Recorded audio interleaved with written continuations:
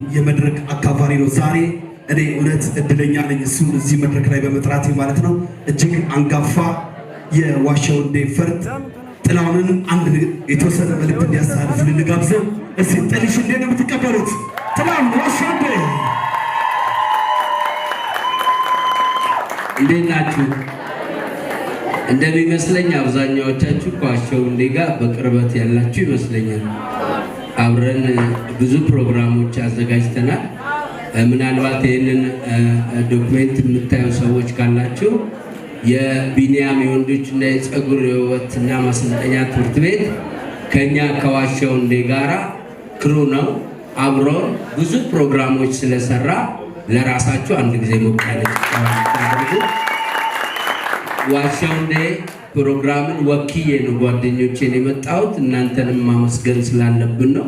ዋሻው እንዴ ፕሮግራም አሁን ላለበት ትልቅ ደረጃ ላይ በመላው ዓለም በሚገኙ ኢትዮጵያውያኖች ላይ ትልቅ ተጽዕኖ ፈጣሪ እጅግ በጣም ተወዳጅ ፕሮግራም እንዲሆን ካደረጉት አንዱ ቢኒያም የወንዶች የፀጉር ስራ ነው። ስንጀምር ጀምሮ አብራችሁን ከጎናችን ስለሆናችሁ በጓደኞቼ ስም ላመሰግናችሁ ይገባል።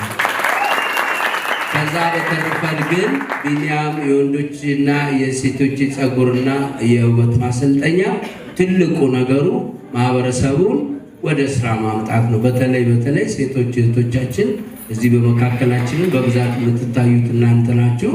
እናንተን ለውጤት አብቅቶ እናንተ ያፈራችሁት ደግሞ ቤተሰብ እንድትመሩ ወገኖቻችሁን እናት አባታችሁን እንድታግዙ ስለሚያደርግ ይሄ ፕሮግራም እንደ ሌሎቹ ኢንተርቴይንመንት ፕሮግራም ዝም ብለን የምናየው አይደለም።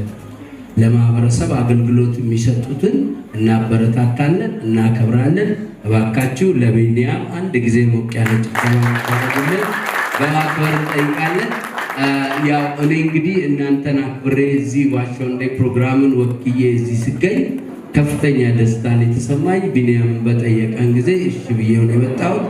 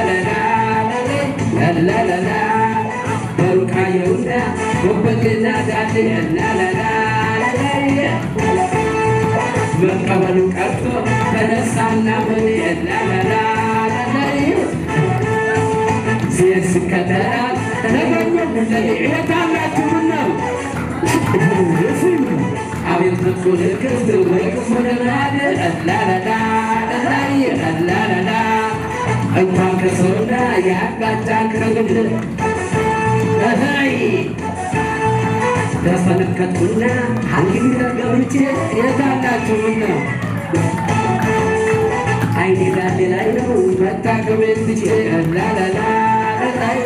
ላላላ ትዳር ያስኩኝና ገብቼ ማላ አንገቷን አቅቤ አይኔ ወደ ሌላ አላፊ አግዳሚው ዳለያ ማተረ ቢጠቡት ማይተው አመኑኑ ቀረ ትቸርና ቀቀው ብዙ ነግም ያለው ጠበልኝ ገቻለው ወቻለው የፊሻ ወቻ ተረቱ እንዲያረው በስተመጨረሻ ሰውና አውሩ እንደ ተዳፈሩ የታለ ሳይተዋወቁን አውሩራሉ እኔና መሌ ተዋወቅንና አጣምቶ የሚያስቀር ጠፋ ሕክምና የሚሻለው ዘዴ አጭሩ ነገር ዳሌ ለከተማ ሌሉ ለድር የታለ